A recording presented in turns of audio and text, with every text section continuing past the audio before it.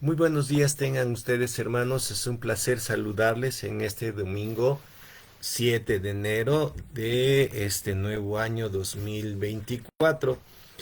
Mi deseo es que el Señor les esté cuidando, guardando, bendiciendo en todo y sobre todo que en este año que iniciamos el Señor les dé dirección en todo y les guarde.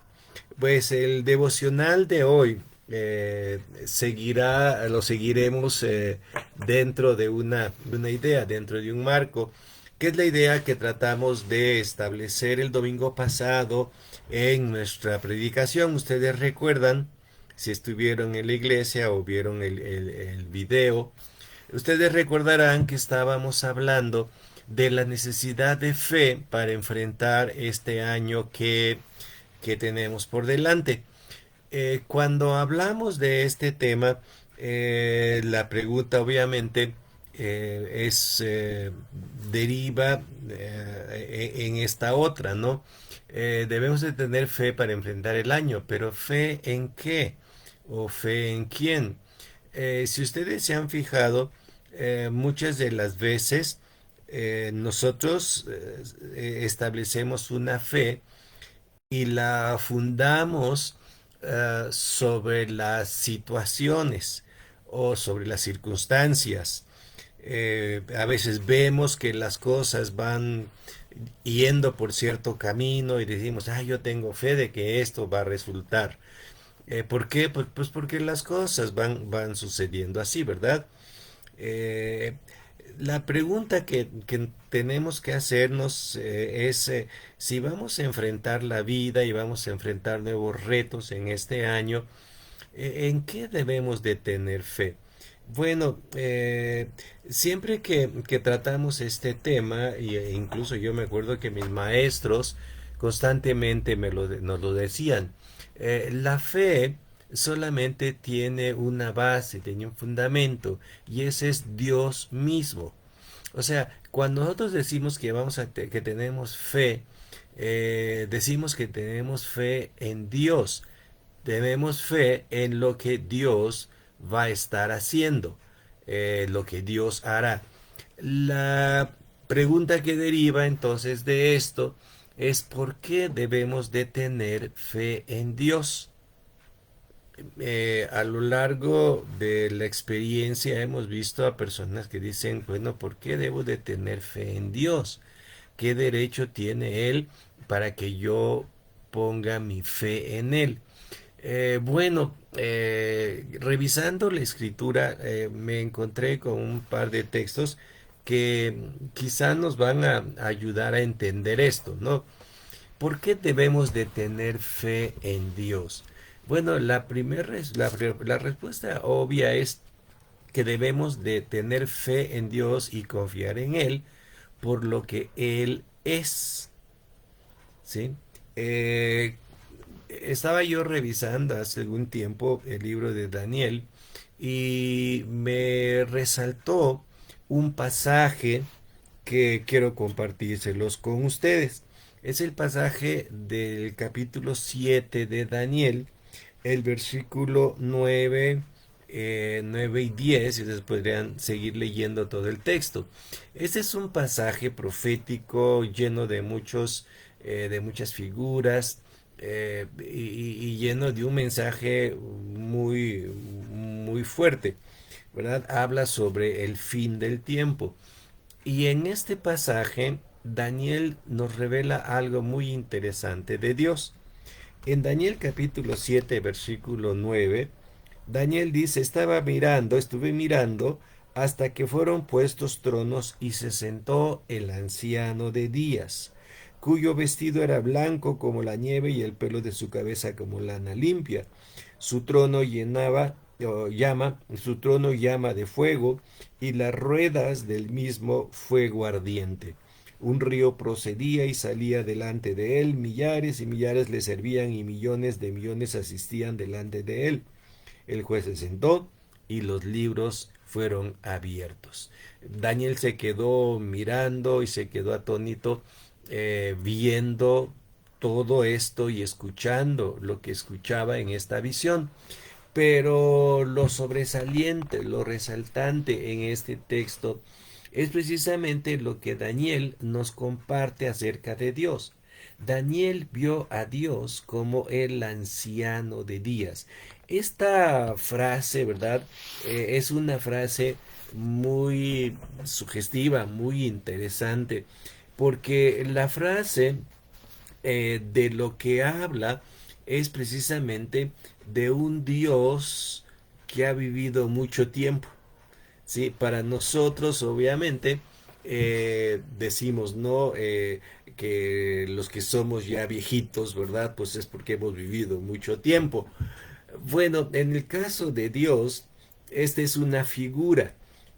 Y a donde nos lleva es precisamente a entender o a visualizar a un Dios que es eterno. Sí, un Dios que tiene muchísimos años, pero tiene algo interesante, ¿no? Que él no ha cambiado, que sigue siendo el mismo. El Dios, como lo vemos aquí, a Dios como le vemos aquí, el anciano de días, tiene también el tema no solamente de su eternidad, sino de su función. Si ustedes recuerdan, en la antigüedad, toda la autoridad, todo el control de una ciudad estaba, ¿cómo se llama?, supeditada a los ancianos. Y entonces Dios es el que ha sido anciano por mucho tiempo. Eso significa que Dios también ha ejercido un control y lo sigue ejerciendo. Entonces cuando Daniel habla del anciano de días, nos habla precisamente de eso, de Dios que es eterno y que tiene control. En otras palabras, podríamos decir que esto significa que Dios es soberano sobre todas las cosas. Es por eso que nosotros podemos poner nuestra fe en Él, porque sabemos que Él va a hacer lo que Él tiene que hacer, lo que está bajo su control y lo que sabe que para nosotros es mejor, porque Él es soberano. No solamente nos lo pinta aquí Daniel como soberano, también nos dice que Dios es santo. Cuando vemos la descripción de Daniel, vemos una descripción muy interesante de Dios. Nos dice que su vestido era blanco como la nieve y el pelo de su cabeza como lana limpia. Y de su trono salía fuego que purificaba. Bueno, todo esto nos habla también de la santidad de Dios. Dios tiene control de todo, Él es el anciano de días, pero Él también es santo y Él todo lo que va a hacer, lo va a hacer dentro de ese marco. Si ustedes recuerdan, en la primera carta de Juan, Juan escribe diciendo que Dios es luz y en Él no hay ningunas tinieblas, es decir, en Dios no hay corrupción, en Dios no hay malas intenciones, en Dios no hay fallas. Esto es lo mismo que Daniel está viendo aquí y lo está viendo dentro del marco del control de todas las naciones, de toda la historia. Y ese es el Dios que a nosotros nos ha llamado, que a usted le ha llamado, que a usted le ha rescatado. Ese es el Dios que constantemente cuida de nosotros. En el Salmo número 90, Moisés siguió esta línea de pensamiento cuando dijo, Señor, tú nos has sido refugio de generación en generación. Antes que naciesen los montes y antes que nacieses el mundo, y formases la tierra desde el siglo y hasta el siglo, tú eres Dios. O sea, también en los salmos encontramos esta misma idea. Dios es el Dios eterno, es el Dios que actúa en nuestras vidas, que actúa con santidad y que actúa con todo su poder para el beneficio de nosotros, sus hijos. Este es el Dios que encontramos. Daniel no terminó ahí con esa descripción. Obviamente sigue haciendo varias explicaciones de cómo este anciano de días controla el mundo y termina y hace otra alusión a este anciano de días en el versículo 22, Daniel 7:22, y dice, hasta que vino el anciano de días y se dio el juicio a los santos del Altísimo, y llegó el tiempo y los santos recibieron el reino. Es decir, Dios dentro de su promesa profética anticipó que nosotros, que sus hijos, íbamos a recibir el reino, que el pueblo de Israel tendría un lugar en el plan de Dios, y ese plan no ha sido hecho a un lado. Daniel ve a futuro cómo este Dios es un Dios que cumple, es un Dios que lo que prometió lo va a hacer. Por esto es que nosotros, mis queridos hermanos y hermanas que nos ven, no necesariamente tendemos que esperar a confiar en las circunstancias. Muchas veces nosotros decimos, bueno, si pasa esto o esto o esto, entonces lo voy a hacer. No sé si les ha pasado, ¿verdad? Yo creo que todos hemos llegado en un momento dado a manejar ese tipo de pensamientos. Si sucede esto, entonces hago esto. Mejor pongamos nuestra fe en Dios, ¿verdad? Si es la voluntad de Dios, si está dentro de los planes de Dios, lo voy a hacer. Sí, bueno, eso es otro tema que un día tendremos que tratar, ¿no? Pero al menos llegar a pensar en este dato, ¿no? Si está dentro del plan de Dios, entonces me voy con eso, ¿no? Mi fe está puesta en lo que es Dios. Y obviamente la única manera de conocer a Dios y conocer sus planes, pues es conociendo su palabra. Nosotros no podemos en ningún momento apartarnos precisamente de la palabra de Dios, ¿verdad? Y no podemos nosotros tampoco este, eh, hacer cosas solamente por inventiva propia. Sería bueno cada día que nosotros pensamos en un plan, eh, pensar cómo este plan tiene relación con el carácter de Dios. Si lo que yo voy a hacer es algo que Dios controla, que está bajo el control de Dios, o la decisión que voy a tomar está dentro de la santidad de Dios, o si lo que yo estoy haciendo es porque efectivamente Dios ha sido fiel conmigo. Pensemos siempre en el carácter de Dios y establezcamos nuestra fe en lo que es el carácter de Dios. Quiero terminar leyéndoles un pasaje que viene del Nuevo Testamento. Este pasaje es el pasaje de Romanos, capítulo 8, el versículo 31, que dice, ¿qué pues diremos a esto? Si Dios es por nosotros, ¿quién contra nosotros?